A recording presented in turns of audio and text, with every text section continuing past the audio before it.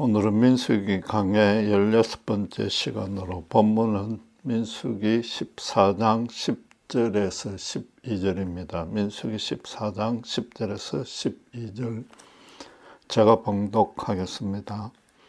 온 회중이 그들을 돌로 치려 하는 동시에 여호와의 영광이 해막에서 이스라엘 모든 자손에게 나타나시니라. 여호와께서 모세에게 이르시되 이 백성이 어느 때까지 나를 멸시하겠느냐. 내가 그들 중에 모든 이적을 행한 것도 생각하지 아니하고 어느 때까지 나를 믿지 않겠느냐. 내가 전염병으로 그들을 쳐서 멸하고 너로 그들보다 크고 강한 나라를 이루게 하리라.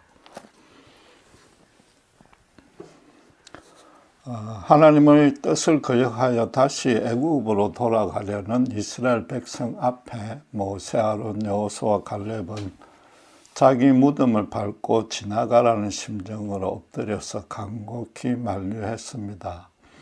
이미 사탄의 종이 된 백성들이 실제로 돌을 들어 그들을 쳐 죽이려고 했습니다. 애굽의 노예살이에서 구원해 주었고 히브리 동족끼리 처음으로 나라를 세우려는 하나님이 세운 종들에게 은혜를 원수로 지금 갚으려 합니다. 그러나 당신의 충성된 종들이 개죽음 당하는 것을 하나님이 그대로 두고 보실 리는 없습니다. 백성들이 돌을 들고 치려 하는 바로 그 순간에 하나님의 영광이 이스라엘 모든 후손 위에 10절에 보다시피 나타났습니다. 구체적인 모습은 우리가 알 수 없지만 모두가 한눈에 볼 수 있는 찬란한 강체가 특별히 성막 위에 나타났을 것입니다.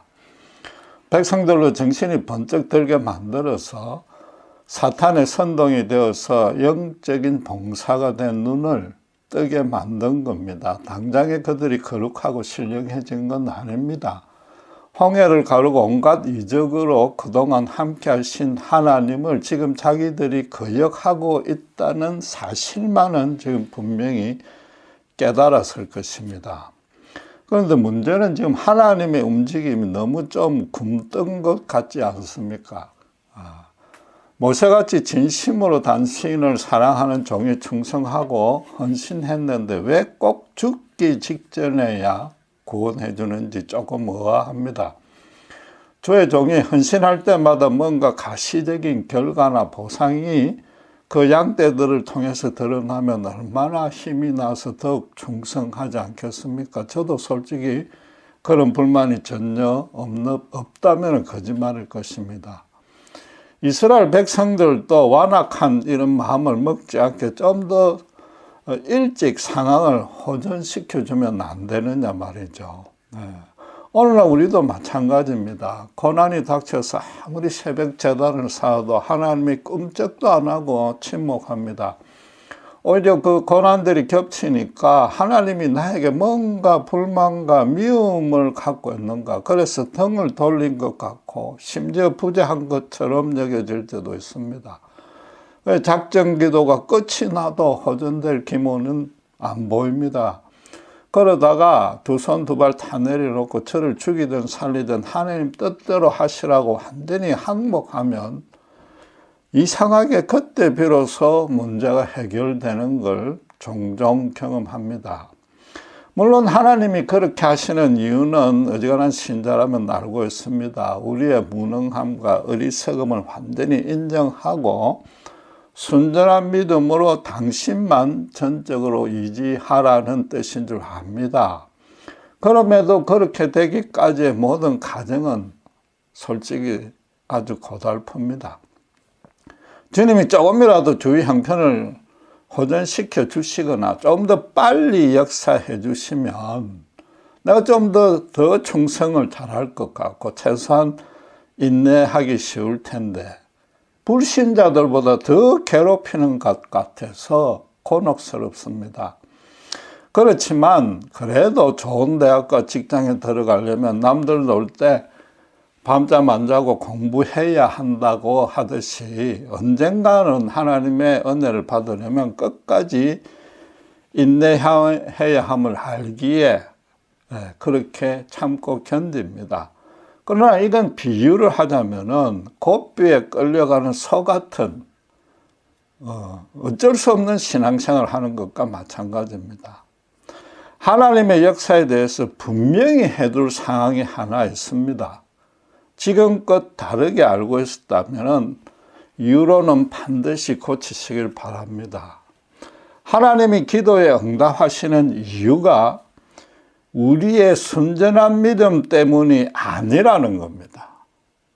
믿음이 기도의 응답을 불러오는 게 아닌 겁니다. 만약에 그렇다면은 순전히 논리적으로 따지면은 믿음만 순수하면 무슨 일에나 형통하고 모든 고난이 사라져야 한다는 뜻이 되어버립니다. 물론 인간이 예수님처럼 100% 인간으로 오신 예수님처럼 100% 순전한 믿음을 유지할 수 없기 때문이라고 쉽게 단정지어서도 될 문제가 아닌 겁니다. 순교자의 경우를 생각해 보십시오. 순교자는 분명히 자기 생명보다 하나님을 더 사랑하는 순전한 믿음을 가졌기에 순전할 수 있고 또 순교하기까지 정말 간절히 기도했을 겁니다. 예수님조차 겟세마네 동산에서 땀이 핏방울로 변할 만큼 간절히 기도했으나 예수님 뜻대로 응답되지 아니었습니다. 주님의 기도조차 거절당했다면 우리의 기도는 더 그럴 것입니다. 하나님의 역사는 오직 당신의 뜻과 계획에 따라서만 진행되는 겁니다.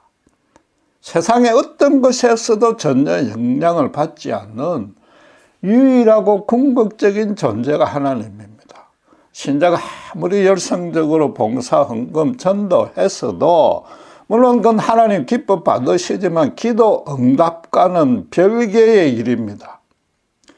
그분은 당신의 뜻과 계획에 합당한 일만 당신의 방식과 당신에 따라 이루십니다. 그것도 당신의 이름이 높여지고 당신의 영광이 드러나는 차원으로만 역사하는 겁니다. 당신의 뜻을 반드시 드러내시고야 만다는 맥락에서 정말로 그분은 독선적이라고 말할 수 있습니다. 자기 마음대로 매사를 처리할 수 있는 오직 한 분이고 그래서 하나님입니다. 지금 모세 일행이 돌에 맞아 죽기 직전에 구해 주신 것도 그들이 순전한 믿음으로 생명을 아끼지 않고 순종한 모습을 기뻐하셨기 때문이라는 것이 1차적인 이유가 아니라는 겁니다. 그들을 살려준 이유는 간단합니다. 그들이 죽고 나면 이스라엘을 이끌 지도자가 한 명도 없었기 때문입니다. 그럼 이스라엘을 출애굽시킨 의미가 하나도 없으며 가나안 정복이란 계획도 수포로 돌아갑니다. 여러분 성경을 정확히 읽으셔야 합니다. 12절에 보시면은 하나님이 전염병으로 백성을 진멸하는 심판을 내리겠다고 했지만은 당신의 계획 자체는 취소하지 아니했습니다. 모세로 이스라엘보다 더 크고 강한 나라를 만들겠다고 했습니다. 전 백성이 죽더라도 모세의 후손을 통해서라도 반드시 그 계획을 이루겠다는 뜻입니다. 하나님의 뜻이 지금 충성된 당신의 종이라서 은혜를 베풀었다에 있지 않는 겁니다. 가나안의 제사장 나라를 세워서 온 천하에 당신만이 하나님인 줄 알리겠다는데 그 모든 초점이 모이는 겁니다. 지금까지 출애굽에서 애굽이 10번이나 재앙을 당하고 가데스 바네아에서 잠시 거역한 걸로 38년간이나 강야 방황을 하게 하고 가나안 정복 때 진멸하라는 그런 모든 말씀들 그 가정 1년들의 가정은 하나님이 당신의 이름을 높이고 당신의 영광을 드러낸다는 차원이 아니고는 그걸 이해할 수가 없는 것이단 말이에요. 이 네 사람을 지금 순교시킨다고 해서 그들을 대체할 만한 영적 지도자는 물론이고 순전한 믿음의 사람도 그때 한 명도 없었기 때문입니다. 그렇다고 믿음의 종을 하나님이 단번에 만들어내지 않습니다. 지난주에 말씀드린 대로 오랜 기간 동안 온갖 고난을 겪게 해서 당신과 고뇌 갈등하고 씨름하면서 당신에 대해서 제대로 아는 자들을 세웁니다. 하나님이 단번에 어떤 사람을 세울 능력이 없어서가 아닙니다. 모든 인간의 성정이 그만큼 연약하고 어리석기 때문입니다. 소년 다윗도 양을 치는 동안 하나님이 사자와 곰을 자꾸 보내어서 멀매 던지기 달인으로 하나님이 훈련시켰습니다. 그건 뭐냐면은 골리앗의 전투까지 당신의 계획 안에 이미 들어 있었던 겁니다. 우리 인간으로서는 하나님의 그 계획은 물론이고 도무지 알 수 없는 어떤 땅 한 구석에 이름도 없는 한 소년을 하나님이 준비시키고 있었다는 것조차 도무지 상상조차 못하는 겁니다. 지금 이스라엘이 모세를 40년 세월이 흐르는 동안 완전히 잊어버렸을지라도 하나님은 미디안 제사장의 대릴 사이로라도 만들어가지고 그렇게 숨겨서라도 지금 정금같이 단련시킨 겁니다. 따라서 말하자면 지금 우리 중에서도 말할 수 없는 고난 중에 있는 그런 신자라도 정말로 그분과 깊이 교제 동행하고 있다면은 언젠가는 다윗과 모세처럼 그분의 큰 일에 쓰임 받을 것이란 뜻입니다. 지금 본문 12절은 엄청난 내용입니다. 모세 일행 4명과 그 일가족만 살리고 나머지 약 200만 명 정도는 뭐예요? 눈도 깜빡 안 하고 몰살시키겠다는 게 하나님의 계획 내지 뜻이라는 겁니다. 이 정말로 독재자 아닙니까? 구약의 여호와가 잔인한 심판에 능하신 그런 신이라는 불신자의 비난이 전혀 틀린 말이 아닌 것 같지 않습니까? 그러나 결코 그렇지 않단 말이죠. 이 심판 또한 다시 말하지만 당신의 나라를 반드시 당신께서 세우시겠다는 계획에 따른 겁니다.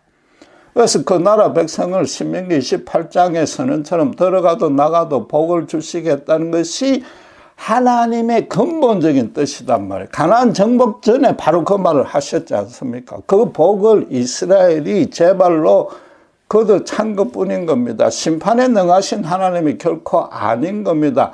당신의 입에서 나온 모든 약속을 온전히 반드시 그대로 당신께서 이루시고야만은 하나님이신 겁니다. 다시 강조하지만은 모세 일행에 순종하고 충성하는 믿음을 보고 은혜를 베푼 것이 아니라 그들에게 시킬 일이 남아서 살려둔 것입니다. 당신의 일을 시킬 사람은 당연히 어떤 사람이어야 됩니까? 순전한 믿음의 사람이어야 되는 겁니다. 그러니까 역으로 말해서 순전한 믿음을 보여야만 당신께서 역사하시는 것처럼 이해가 되는 거단 말이죠. 범사는 하나님 그분의 계획과 뜻대로만 진행된다는 것이 첫째가며 절대적으로 영원히 변하지 않는 원칙인 겁니다. 그럼 신자가 나를 죽이든 살리든 하나님 알아서 하시라고 항복하는 기도를 해야만 비로소 응답해 주신다는 것도 그렇게 기도했기 때문이 아니라 당신의 뜻과 계획을 이루기 위해서란 말이죠. 신자가 자신의 뜻을 다 버렸으니까 이제는 죽이든 살리든 마음대로 하라니까. 그러니까 하나님 뜻과 계획을 이룰 수 있단 말이에요. 그때부터. 쉽게 말해서 다음에 시킬 일이 있기 때문입니다. 그러니까 이것도 역으로 말하면은 하나님은 신자의 기도를 통해서만 역사하신다는 그 말도 성립되는 거란 말이죠. 겟세마네 동산에서 예수님도 하나님 뜻대로 하시라면서 기도를 끝냈습니다. 또 요한복음 8장 29절에 주님은 내가 항상 하나님의 기뻐하시는 일을 하니까 혼자 버려두지 아니하고 함께 행하신다고 말했습니다. 바꿔 말해서 하나님께 순종, 헌신, 충성하는 일이 그분이 명하신 어떤 신자의 도덕적, 종교적 의무 차원으로 접근해서는 안 된다는 겁니다. 거기다가 신자의 믿음을 테스트해서 복을 주시겠다는 뜻도 전혀 없습니다. 계속 강조하지만은 당신의 거룩하고 복된 일을 시키기 위한 것입니다. 그렇다면은 하나님은 그 또한 신자가 순종하지 아니하면 하나님은 역사하지 않는다는 뜻도 된다는 겁니다. 신자가 움직이기 시작해야 하나님도 움직이는다는 겁니다. 이거 얼마나 큰 특권입니까? 우주의 주인 되시는 그분이 이 땅을 다스리는 일을 신자를 통해서만 행하신다는 뜻 아닙니까? 신자가 가만히 있는데도, 사람이 가만히 있는데도 하나님이 역사하는 경우는 둘뿐입니다. 하나는 가만두면 해계도 않고 제중에 완전히 죽음으로 끝날 때 그때입니다. 그때는 뭐예요? 한 번만 더 기회를 준다는 뜻입니다. 마지막으로 기회를 준다는 뜻입니다. 다른 하나는 자연재앙같이 그런 심판입니다. 본문에서도 백성들은 하나님의 일을 던지고 그분 일을 생각할 또 전혀 없으니까 지금 진멸하는 심판을 내리겠다고 했단 말입니다. 요컨대 결국 신자의 모든 기도는 하나님의 일을 하기 위한 준비여야 한다는 겁니다. 그런데 불행하게도 대부분의 신자들이 기도와 순종을 따로 취급합니다. 그러니까 힘든 일이 있으면 기도는 아주 잘하는데 순종은 전혀 다른 거라고 생각하니까 순종은 어지간해서 못하는 겁니다. 기도와 순종이 같이 붙어 안 가니까, 동시에 가지 아니하니까 순종해 볼 생각을 못하는 겁니다. 그건 무슨 목사가 해야 될 일로 따로 떠놓는 거죠. 그러니까 기도만 끝내면 하나님께 완전히 맡겼으니까, 이제 믿음으로 신자가 할 일이 다 했으니까 그렇게 여기는 겁니다. 손 쳐들고 눈물로 간절히 호소했으니까 이제부터는 하나님이 알아서 기도해 준 대로 다 잘해 줄 것이라고 믿고 치운단 말이에요. 몇 번 예를 들지만은 아브라함과 사라가 아들을 주시겠다는 하나님의 약속을 의심치 않고 믿자 하나님이 그들을 어렵게 여겼습니다. 이 도무지 불가능해 보이는 일을 믿었다고 해서 그들이 아무 일도 하지 아니했는데 아들을 주신 게 결코 아닌 겁니다. 만약에 그랬다면 이삭은 하늘에서 뚝 떨어진 천사입니다. 그게 아니고 사라에게만 성령으로 잉태시켰다면 하나님이 이삭에게 성육신한 셈이 됩니다. 죄송하지만은 그분들은 그 연세에 정말로 힘겹게 끙끙거리면서 부부관계를 가진 겁니다. 하나님의 약속을 온전히 믿더라도 그 약속을 자기의 것으로 만들기 위해서는 반드시 행동으로 옮겨야만 합니다.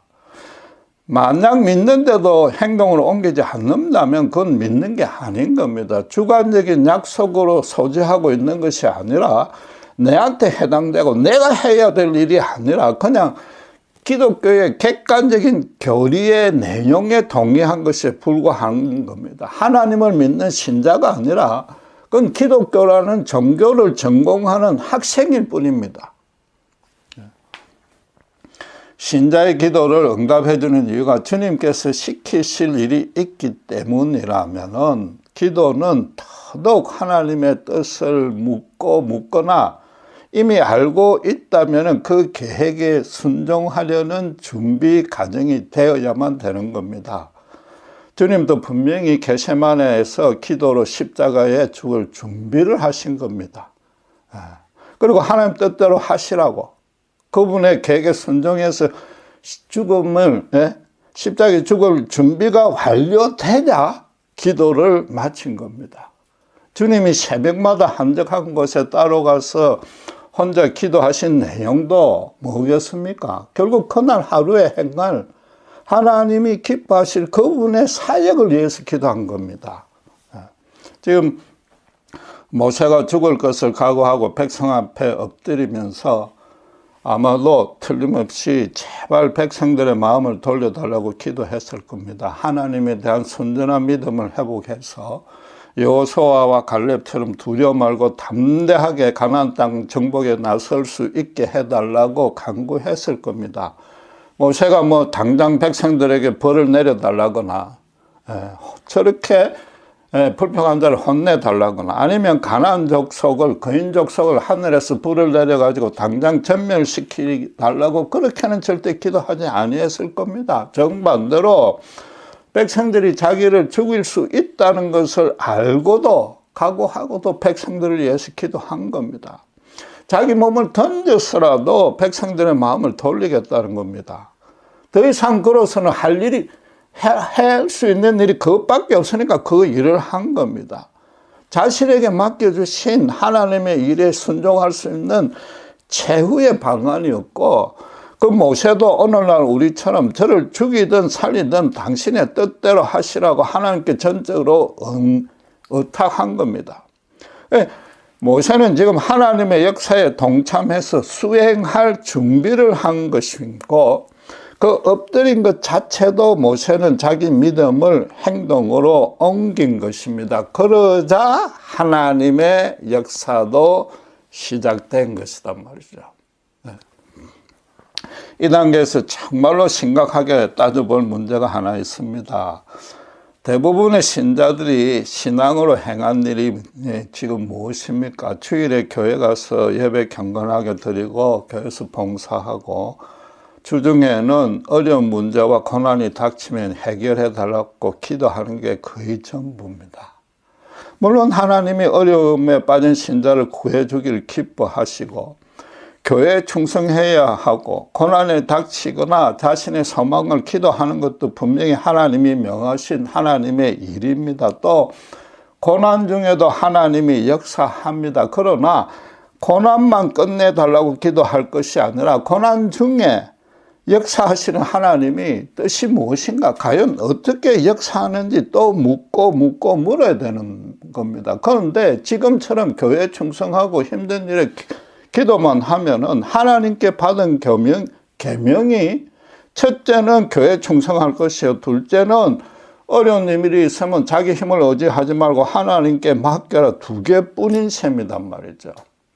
그런데 실은 신앙을 가진 목적이라고는 어려운 일이 없는 평안한 삶, 그 하나뿐이니까, 또 그러기 위해서 교회에 나가 충성하는 거니까 지금 현재의 좀 많은 신자들이 하나님께 받은 계명이라고는 어려우면 기도하라, 이거 하나뿐인 셈이단 말이에요. 오늘만큼은 정말로 진지하게 한번 따져봐야 됩니다. 이게 신자가 일생을 두고 행할 일이 그것뿐이라면 너무 가난하고 치사한 신앙 아니냐 말이죠. 기도와 예배로 이뤄낼 수 있는 일이 자신의 평안한 삶 하나뿐이단 말이에요. 하나님 본체이신 예수님이 우리들을 그 일만 하게 하고 그것으로 만족시키려고 이 땅에 비천한 인간의 몸으로 오셔서 그 많은 수모와 멸시와 핍박과 고통을 당하면서 십자가에 죽으셨겠느냐 말이죠. 죄송하지만 엄밀히 말해서 그건 기독교가 아닌 겁니다. 예수님의 이름을 입술로만 부른 겁니다. 왜냐하면 다른 종교도 명칭과 정도의 차이만 있지만 다 그렇게 하고 있습니다. 심지어 불신자도 힘들면 궁극적인 절대적 기독교로 따지면 하나님을 찾아서 무릎 꿇고 기도합니다. 예수님의 이름만 붙였다고, 기독교의 간섭과 의식만 따른다고 해서 그게 기독교가 아닌 겁니다. 성경이 말하는 바도 아니며 무엇보다도 예수님이 십자가에서 이루려는 목적이 전혀 반영되지 아니한 겁니다.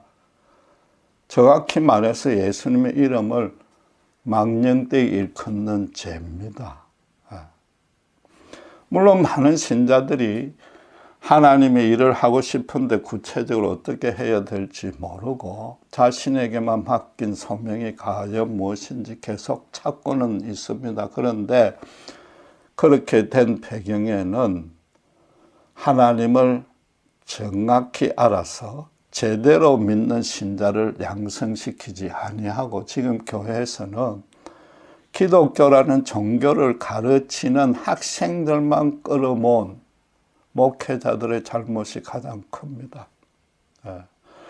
교회가 양적으로 부흥해지는 것이 하나님께 충성하는, 하나님의 계명에 순종하는 전부인 양 착각하고, 교인들로 자꾸만 교회에 충성하고 기도해서 어려움을 이기라고만 강조하는 탓입니다.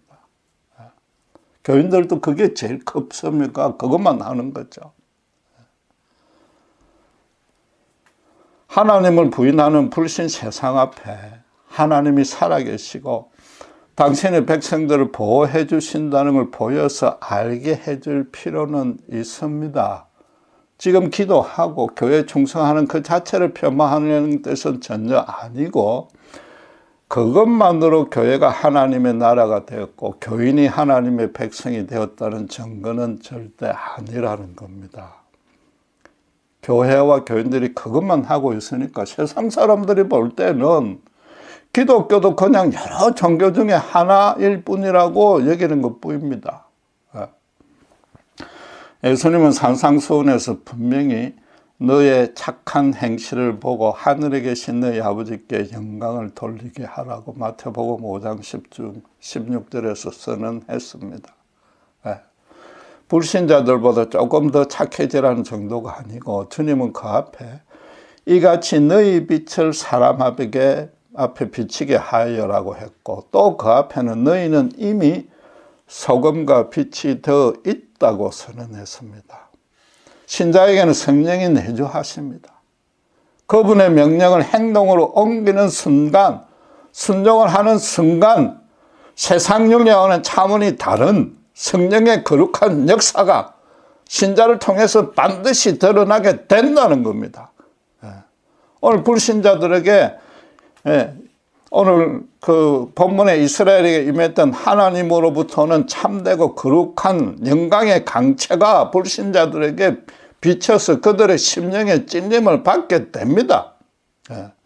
그래서 초대교회에서는 사도행전 2장 47절에 하나님을 찬미하며 또 온 백성에게 칭송을 받으니 주께서 구원받는 사람을 날마다 더하게 해주셨다고 말합니다. 사람들이 초대교회의 종교적인 모습만 보고 칭송했을 리는 없는 겁니다. 칭송의 대상은 항상 착한 행실입니다. 주님이 명한 대로 그들이 행한 겁니다. 성전에 모이기 힘쓰며 예배를 열심히 드렸지만은, 그 전에 그 말씀 안에도 있지만은, 가난한 사람들이 얻게끔 자신이 가진 것을 아끼지 않고 공동 소유인 양 서로 통용하고 각 사람의 필요에 따라 나눠줬습니다. 정말로 하나님만 주인으로 모시는 하나님의 나라의 모습을 보여주었기 때문에 사람들이 칭송하고 나도 그런 나라에 참여하고 싶다고 사람들이 모인 겁니다. 기독교 간섭과 의식을 행하는 기독교 나라가 아니었습니다. 그때는 기독교도 없었고 그런 간섭 의식도 세워지기 전입니다. 모두가 예수님의 심정을 품었기 때문에 주님의 사랑과 권능이 풍성히 역사하는 은혜의 공동체가 만들어진 겁니다. 그러니까 초대교회 교인들 사이에는 왕족이든 귀족이든 평민이든 노예 구분이 없었고 남녀 간의 차별도 전혀 없었습니다. 모두가 그리스도 안에서 형제와 자매였습니다. 당시 세상 사람들로서는 상상도 안 되는 일입니다. 전부 이상한 일이고 미친 일입니다. 자기들과 전혀 다른 모습입니다. 사람으로도 취급지 않는 노예, 이방인, 여자, 아이들도 그들은 온전한 한 인격체로 하나도 부족하지 않게 똑같이 대우했습니다. 주님이 그들을 위해서도 목숨을 바친 너무나 고귀한 존재인 줄 알기에 오직 서로 사랑하며 섬겨줬습니다. 나중에 핍박이 심해져도 정말로 그들은 주님이 저를 죽이든 살리든 마음대로 뜻대로 하시라는 그 믿음으로 견뎌냈습니다. 예수님이 자기 생명보다 너무나 더 귀하기에 로마 황제를 주라고 한마디만 시인해도 되는데 그러지 아니했습니다. 담대하게 성령이 역사하니까 우상에 절하지 아니하고 그냥 산채로 맹수밥이 됐습니다. 지금 모세처럼 로마 콜로세움 한복판에서 불신자들을 향해서 그 세상에 향락에 지혜 있는 사람들을 향해서 내 무덤을 밟고 지나가더라도 제발 하나님께 돌아오라고 그들은 호소한 것입니다. 그들이 행동으로 하나님의 일에 동참하자 그때 정말로 성령의 불이 로마 제국 전체를 다 태웠습니다. 기독교는 세계 종교 역사상 최초로, 아니 유일하게 최단시일에 세계적인 종교가 된 겁니다. 그건 인간의 힘으로 퍼뜨리지도 않고 인간의 힘으로도 막을 수도 없는 그런 전염병처럼 제국 전체에, 그 당시로는 세상 전체 땅끝까지 하나님의 역사가 융성하게 나타난 겁니다. 신자들이 하나님의 소명을 행동으로 순종했기 때문이고 또 그전에 모세처럼 하나님의 일에 자기가 동참하겠다고 준비를 했기 때문인 겁니다. 바꿔 말해서 오늘날 교회가 아무리 대형교회로 양적으로 부흥하고 교회에 충성하고 기도를 간절히 해서 뭔가 고난이 해결되고 평안한 삶을 살 수 있다고 해도 그건 참 부흥이 절대 아니라는 겁니다. 초대교회처럼 복음에 목숨을 걸지 않고는 참 부흥은 절대 없습니다. 그 안에 하나님도 안 계십니다. 예수님 십자가 구원의 절대성, 유일성, 완전성, 영원성이 제외된 부흥은 가짜 부흥이고 기독교라는 종교 노름에 불과한 겁니다. 신자들이 아직도 자기 소명을 모르겠다는 것은 아직도 성경을 제대로 배운 적이 없다는 뜻입니다. 성경을 정말로 체계적으로 안다면은 그럴 수 없습니다. 성령이 내주한다면 그럴 수 없습니다. 성경을 몰랐던 초대교회 신자들마저도 주님 계명을 정확히 준행했습니다. 지금 성경도 있고 성령이 다 와 있는데 주님이 왜 십자가에 죽으셨고 그 뜻이 무엇인지 알고 있는데 심지어 우리에게 맡기신 소명이 무엇인지도 아는데 왜 그대로 순종하지 못하는가 말이죠. 성경은 모든 신자에게 간단하게 그리스도의 장성한 분량에까지 자라고 합니다. 본인의 성품부터 거룩하게 가꾸라는 겁니다. 하나님의 관계도 정말로 인격적으로 개인적으로 친밀하게 유지하고 그 친밀한 관계에 따라서 모든 삶을 살라고 합니다. 무엇보다도 성경 전체가 말하는 계명은 하나님을 사랑하듯이 이웃 사랑하는 것 하나뿐입니다. 신자들이 먼저 교회 안팎에 소외되고 가난하고 핍박받는 자들을 찾아가서 그들의 고난에 동참해주고 기도해 줘야 됩니다.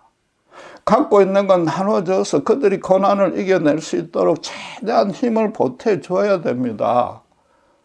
정말로 세상 사람과 전혀 다른 거룩한 방식으로 살아서 우리를 통해서 예수님의 참 생명과 참 빛을 세상 앞에 드러내야 됩니다. 그 일을 지금 현재 자기가 하고 있는 일을 통해서 하라는 게 바로 모든 신자에게 주신 하나님의 소명입니다. 직장에서도 전도만 하라는 것이 아니라 직장에서 절대 세상 사람처럼 불법, 부정, 거짓말 하지 아니하고 오직 정직, 성실, 신용, 사랑으로 모든 일과 모든 사람을 대해야 되는 겁니다. 그러기 위해서 자기가 희생하고 수고하고 손해도 기꺼이 감당해야 됩니다. 죽기까지 그래야 되는 겁니다. 신자들이 행할 일이 너무나 많습니다. 신자가 성경을 모르고 만약에 안다 해도 정말 자기 삶에 실현할 마음이 없기 때문에 지금 순종 못하는 겁니다. 기도하라는 계명 하나만 붙들어도 됩니다. 그럼 정말로 기도할 내용은 너무 많습니다. 이 세대의 죄악을 용서해 달라고, 저 불쌍한 자들을 거룩하게 변화시켜달라고 기도해야 됩니다. 그게 너무 거창하면 주변의 이웃 사람들의 아픔이라도 동참해서 구원해달라고 기도해야 됩니다. 그조차도 힘들면 최소한도 나의 죄를 씻고 내라도 거룩하게 해달라고, 내라도 하나님 더 알게 해달라고, 내 안에 성령이 충만하게 역사해달라고, 내가 하나님을 조금이라도 더 제대로 알게 해달라고 기도, 그것 하나만이라도 해도 되는 겁니다. 그럼 주님을 제대로 알면 절대로 그 자리에 그냥 지금것처럼 그렇게 살 수는 없는 겁니다. 기도한 그대로 하나씩 실천하게 해줍니다. 성령이 내주하는 거듭난 신자라면 성령이 주도해서라도 타락해가는 세상과 다른 모습으로 살게 해줍니다. 그럴 수밖에 없는 모든 여건을 조성해 줍니다. 신자는 하나님의 거룩함 안에 이미 붙잡혀 있습니다. 그 밖에 절대 나갈 수가 없습니다. 신자가 때로는 자기 뜻대로 행해도 결국은 그분이 당신께로 다시 돌려 세웁니다. 그 전에 신자가 정말로 순종할 준비, 태색하고 헌신이 되어 있으면, 정말 순전한 그런 마음의 준비가 되어 있으면, 그렇게 기도로 준비하면 하나님은 반드시 당신의 영광 가운데로 이끌어 주시는 겁니다. 지금 하나님의 능력이 없어서 신자들 고난 위에 고난으로 겹치는 게 아닌 겁니다. 본문의 경우도 능력이 없어서 모세가 죽일 지경에 빠지도록 방치해 둔 것이 아닙니다. 당장이라도 가나안을 멸절시킬 수 있습니다. 출애굽 때처럼 한 명의 종만으로도 얼마든지 당신의 일을 이룰 수 있습니다. 본문에서도 단 4명의 믿음의 종들을 남겨서 당신께서 하실 당신의 일을 당신이 지금 이뤄나가고 있는 중인 겁니다. 가나안의 크고 강한 나라를 당신께서 기어이 만들겠다고, 그 200만을 다 죽여서라도 그렇게 하겠다고 하는 겁니다. 초대교회처럼 정말 그 이웃을 진정으로 사랑하고 모든 것을 나누어서 궁핍하고 환난에 빠진 자들 서로 돌아보게 하는 그런 하나님의 나라를 가나안 땅에 만들겠다는 겁니다. 그래서 사탄의 종이 되어 죄에 빠진 인간을 구원해내는 참빛을, 오늘 이스라엘에게 보여준 그런 영광을 모든 열방이 보도록 할 것입니다. 모세 일행 4명으로 인해서 하나님의 영광이 나타났지만 지금 그들은 돌로 쳐 죽임을 당하기 직전의 영광이 나타났습니다. 그 말은 신자가 가는 길에 세속적인 영광이라고는 단 하나도 없다는 겁니다. 지금 동족에게조차도 지금껏 그렇게나 수고했는데도 배반당하고 분노, 저주, 죽음 가운데 그들은 선 겁니다. 그러나 하나님의 빛은 분명히 그 4사람에게는 임한 겁니다. 예수님의 영광도 따지고 보면 신령하고 초자연적인 모습, 엄청난 모습은 그 가운데 하나도 없었습니다.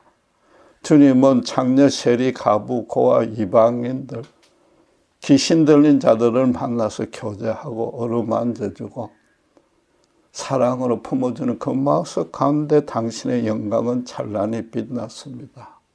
마지막 죽을 때도 그 이름조차도 해골입니다. 성 밖에 아무도 가지 아니하는 처형장입니다. 그러나 죽기까지 순종하는 그 모습만으로 성부 하나님을 영화롭게 했고, 동시에 그분을 믿고 따르는 모든 신자의 삶에도 그분의 영광이 드러날 겁니다. 하나님은 우리들은 무슨 거창한 일에 순종하라고 요구하지 않습니다. 순교로 내몰지도 않고 우리 중에 무슨 모세가 지위대한 종도 없습니다. 아주 사소한 작은 일에서부터, 가장 적은 자에게서부터 무엇이든지 도와주라, 무엇이든지 섬겨라, 그게 바로 당신을 섬기는 것이라고 분명히 말했습니다. 적은 자에게 적은 일에서부터 섬기라는 것은 신자가 순종해야 될 하나님의 일이 주위에 널리고 널렸다는 뜻입니다. 문제는 우리가 순종할 준비가 안 돼 있고 신령과 진정으로 내 고난만 없애달라고 기도했지 정말 신령과 진정으로 순종할 준비하는 기도는 안 했단 말이에요. 하나님의 영광을 나를 통해서 보여달라고 나를 통해서 이루라는 기도를 안 한 겁니다. 앞으로도 계속해서 교회에 충성하고 기도하면 고난이 없어지고 형통할 수 있다는 계명 하나만 만약 교인들이 붙들고 있다면은 아무리 교회가 많아도 아무리 설교가 많고 성경 공부가 많아도 이 세상에는 소망이 없는 겁니다. 그래서 평안을 얻기는커녕 고난도 없어지지 않습니다. 예수님조차도 하나님께서 기뻐하시는 일을 할 때 하나님이 함께 하셨습니다. 정말로 하나님의 영광을 보길 원하고 정말로 그분의 거룩한 일에 동참하기 원하고 쉬운 말로 정말 하나님의 은혜를 받고 싶다면은 방법은 한 가지뿐입니다.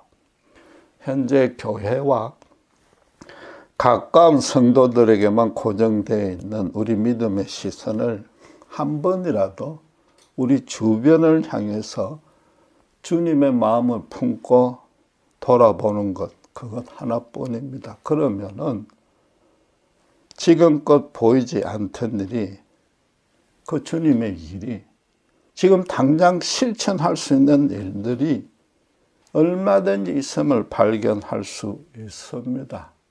그때 기도로 순종할 준비를 하시고 성령님의 인도를 구해서 한 발이라도 행동으로 옮기십시오. 그럼 엄청난 영광이, 엄청난 기쁨과 감사가 넘치게 될 것입니다. 기도하겠습니다. 하나님 아버지 은혜를 감사합니다. 지금껏 많은 신자들이 교회에 충성하고 기도하면 어려움이 없어진다는 참으로 기초적인 계명 하나만 붙들고 있는 가난한 우리 신앙의 모습을 봅니다. 하나님은 하나님 뜻대로만, 계획대로만 행하시고 우리의 기도조차도, 우리의 믿음조차도, 충성 봉사조차도 그 계획을 변화시킬 수 없음을 깨닫습니다. 하나님의 계획은 정말로 선하고 거룩하고 영광스럽기에 우리가 그분의 계획에 동참할 준비와 행동으로 옮길 때만이 참된 은혜를 누리게 됨을 예수님에게서 또 이 모세에게서 배웁니다. 우리의 고난을 없애는 것도 주님의 피난처를 찾아서 구원을 얻는 것도 중요하지만 고난 가운데도 하나님은 우리를 통해 세상을 향해 역사하고 있음을 분명히 알아서 주님의 뜻을 더욱 묻고 또 물어서 주님을 더욱 깊이 알아나가서 주님께서 인도하시는 대로 죽이든 살리든 초대교회처럼 신자처럼 충성하는 저희들 되게 해 주시옵소서. 죽기까지 순종하여서 십자가에 죽기까지 베풀어 주신 사랑과 권능을 놓치지 아니하는 우리 모두가 되게 해 주시옵소서. 감사합니다. 우리 주 예수 그리스도의 이름으로 기도드렸습니다.